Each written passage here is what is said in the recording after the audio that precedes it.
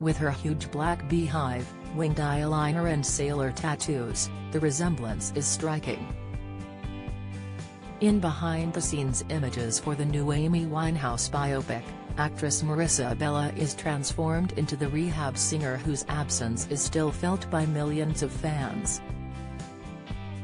Filming took place for the much-anticipated Back to Black movie in Soho, central London, this week.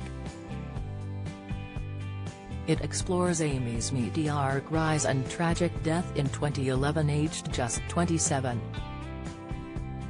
Yesterday, Amy's dad Mitch, played in the film by Eddie Marsan, gave it the family's blessing. Mitch, 72, said, "It's something we're excited about as a family because it will concentrate on Amy's talent. And when all is said and done, that's what we are left with. It will be amazing for fans to relive her genius and introduce her music to a whole new generation." Amy loved championing artists, so she would have been so excited to see what Marissa will bring to the role and would be very supportive of her. Fans will have to wait until next year for the biopic, but the images are sure to release a flood of memories about the music legend whose career was tragically cut short 12 years ago. The five-time Grammy Award winner was considered one of the most gifted artists of her generation, and after her death her most iconic album Back to Black became the best-selling album of the 21st century. Raised in Southgate, North London, Amy turned to music after her parents, taxi driver dad Mitch and pharmacist mum Janice split, pouring out her soul in deeply personal songs. A unique talent, influenced by her love of jazz but with the voice of a soul singer, Amy's first album Frank reached number 3 in 2003 when she was still just 20 years old. It was in the aftermath of its success that her struggles with drink and drugs began, especially after she met Blake Fielder Civil, who introduced her to hard drugs and who she married in 2007. Yesterday's pictures show the couple together, with SAS Rogue Heroes star Jack O'Connell as Blake. Amy's first manager, Nick Godwin, said, "Amy changed overnight after she met Blake. She just sounded completely different.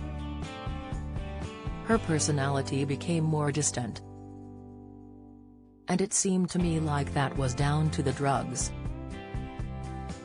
When I met her she smoked weed but she thought the people who took Class A drugs were stupid. She used to laugh at them."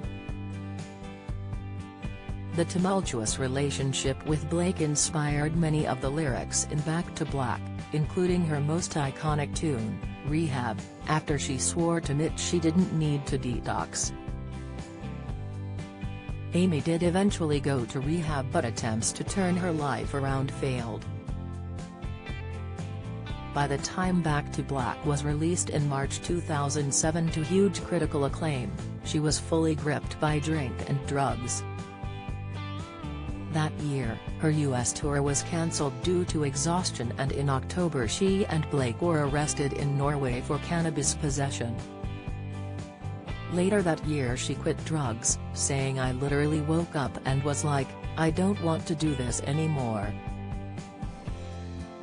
But her alcohol abuse worsened and, over the next few years, her life spiraled out of control. Blake filed for divorce in 2009, but a new album promised for 2010 never transpired and she never recorded any more music. Amy checked back into rehab in spring 2011, emerging with news of a 12-date European tour. But the first show in Belgrade, Serbia, was a disaster.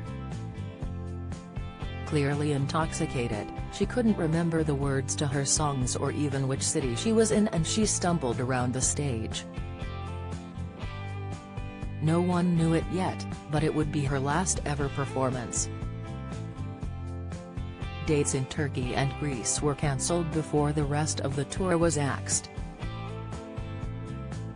On the night of July 23, 2011, Amy and her bodyguard Andrew Morris stayed up watching videos until 2 a.m. When he tried to wake her up at around 3 p.m. the next afternoon, he couldn't find a pulse. She had died of alcohol poisoning in her bed, with empty vodka bottles scattered on the floor beside her. Director Sam Taylor Johnson said she feels excited and humbled to make Back in Black, adding, "I will create a movie we will all love and cherish forever. Just like we do, Amy."